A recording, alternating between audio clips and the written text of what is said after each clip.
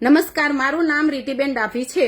મારો આજનો સવાલ એ છે કે પંજાબમાં આપની સરકાર મહિલાઓને આપશે 1000 થી 1500 રૂપિયાનું સન્માન રાશિ, તો ગુજરાતની મહિલાઓને ભાજપ સરકાર ક્યારે આપશે રાશિ સન્માન? પંજાબની મહિલાઓનો જેટલો સરકાર બનાવવામાં ફાળો છે એટલો જ ફાળો આપણી ગુજરાતની મહિલાઓનો પણ છે.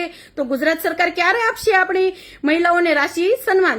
જ્યારે ચૂંટણી આવે ત્યારે મોટિવેશન માટે માતા અને બહેનોને બોલાવવામાં આવે છે કે તેનું લેક્ચર સાંભળવાનું અને તાળીઓ પડાવવાના. તો આ તો એક જાતનો ઉપયોગ કર્યો જ કહેવાય ને. ભાજપના શાસનમાં તો પણ આપણે એક પ્રકારનો ઉપયોગ જ થયો કહેવાય. તો પછી માતા અને બહેનોને કેમ સન્માન રાશિ નહીં?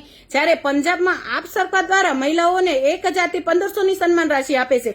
જો કાંઈ આપણે વધારે બોલશું તો એમ કે છે ગુજરાતની જનતાને રેવડી ક્યાં પસંદ છે, એટલે કંઈ બોલી પણ ન શકે એવું થયું ને. આ તો ગુજરાતની જનતાને રેવડી ક્યાં પસંદ છે એમ કે, પરંતુ હકીકતમાં એ છે કે આપણા ગુજરાતના નેતાઓ, ધારાસભ્યો બધાને શું છે, ટેક્સના પૈસે, એટલે ગુજરાતના લોકોના ટેક્સના પૈસે એસો આરામ કરવા છે.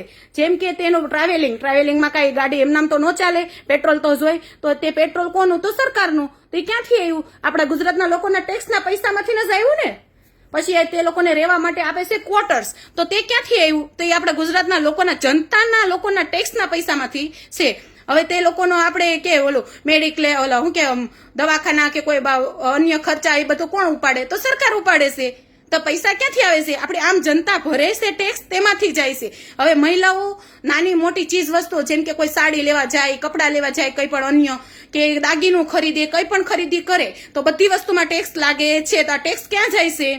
તો ટેક્સ આપણે સરકાર પાસે જાય છે. તો એ સરકાર તે ટેક્સના પૈસામાંથી આ બધા એસો આરામ કરે તેવું જ થયું ને. આપણી જે જનતા, આપણા જે ગુજરાતની મહિલાઓ છે તેને કોઈ 1 રૂપિયાની પણ કોઈ આમ શું કે સન્માન રાશિ પાઠવવામાં આવ્યું નથી. જ્યારે આપની સરકાર દ્વારા પંજાબમાં મહિલાઓ માટે કાલથી લાગુ પડેલો નિયમ, જેમ કે મહિલાઓ માટે 1000 થી 1500 રૂપિયાનું રાશિ સન્માન આપવામાં આવશે, તો ગુજરાતમાં કેમ નહીં? મારું ખાલી એટલું જ ટોપિક છે. તો ગુજરાતની મહિલાઓને કેમ નહીં? ખાલી ટેક્સ લેવાનો છે, ટેક્સ લઈ લેવાનો, પણ કાંઈ આપવાનું નહીં. આ તો એવું જ થયું ને.